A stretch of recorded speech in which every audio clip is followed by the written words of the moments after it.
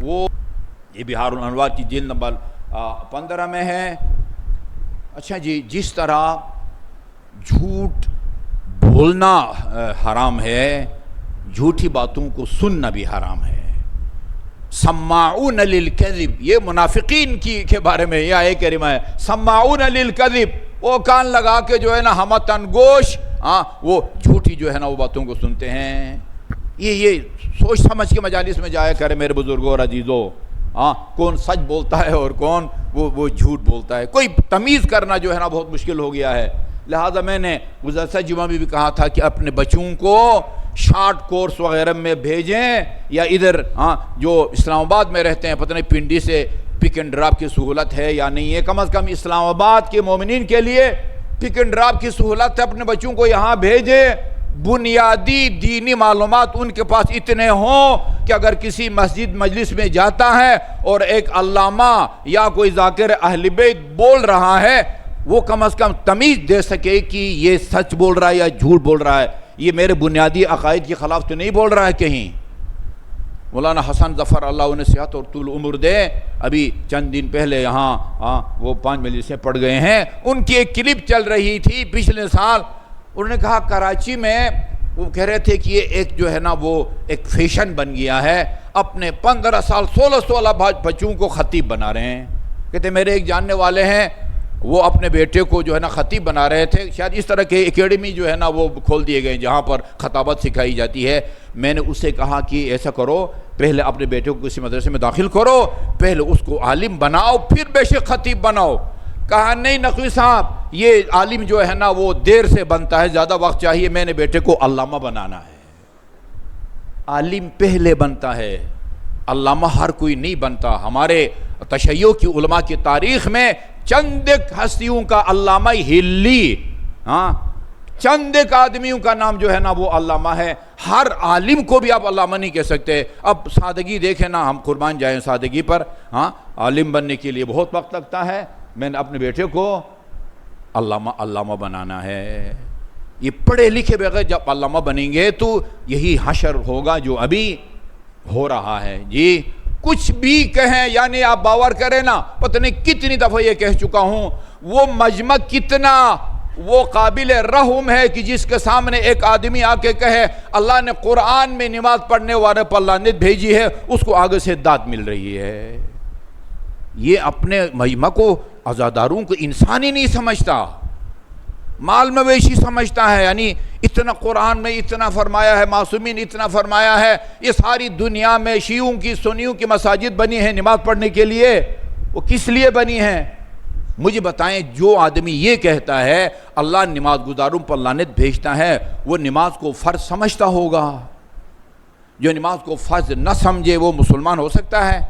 تارک الصلاۃ مسلمان ہے، ہاں گناہگار ہے، لیکن اگر خدا نخواستہ کسی کا یہ عقیدہ ہو نماز روزہ زکوٰۃ حج اسلام میں فرض ہی نہیں ہے، پھر وہ دائرہ اسلام سے وہ خارج ہو جاتا ہے۔ انتہائی خطرناک معاملہ ہے۔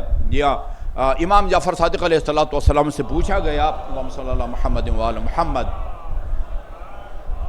ایحل الاستماع لہم، بولا یہ جو جھوٹ بولتے ہیں، جھوٹا طبقہ، استماع، سماع سنائی دینے کو کہتے ہیں، استماع غور سے سننے کو کہتے ہیں۔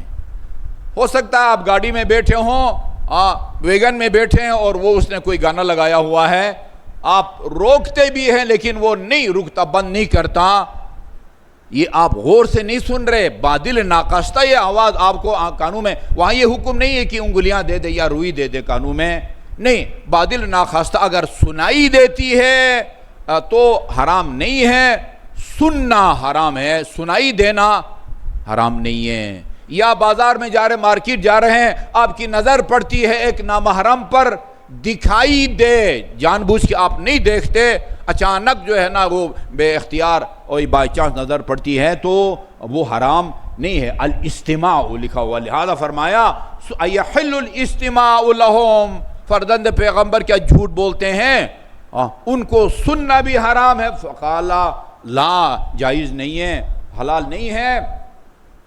من اصغى الى ناطق، انتہائی جو ہے نا وہ سبق آموز یا عبرتناک ہے. من استمع الی ناطق فقد عبدہ، جو کسی بولنے والے کو سنتا ہے نا گویا وہ اس کی عبادت کر رہا ہوتا ہے.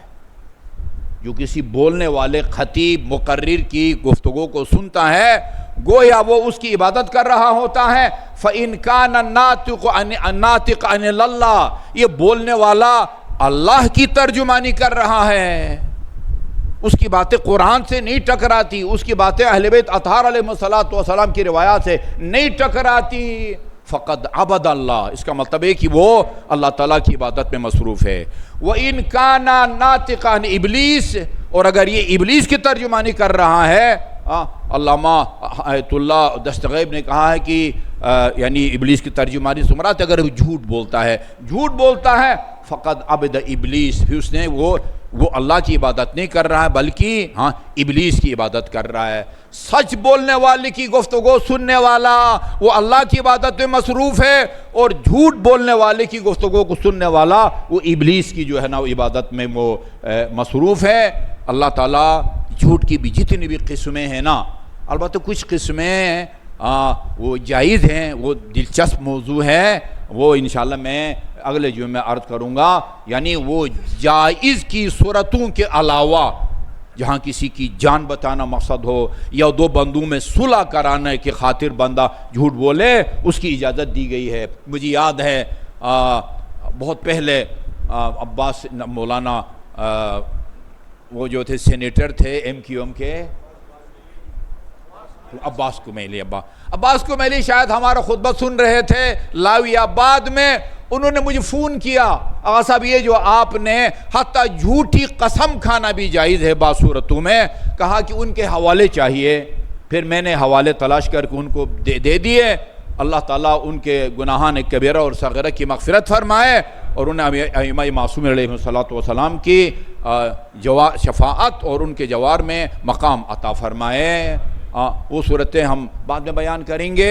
باقی جتنے بھی حرام صورتیں ہیں خدا کی بارگاہ میں ہم دست دعا ہیں کہ اللہ تعالی ہمیں جھوٹ کی تمام ناجائز صورتوں سے پرہیز کی توفیق عطا فرمائے. کیونکہ روایت عرض کر چکا کہ وہ تمام برائیوں کو ایک بکس یا کمرے میں بند کر دیا گیا ہے، اور جھوٹ کو اس کمرے کی کنجی بنا دیا گیا جس کے اندر گناہوں کا ذخیرہ رکھا ہوا ہے.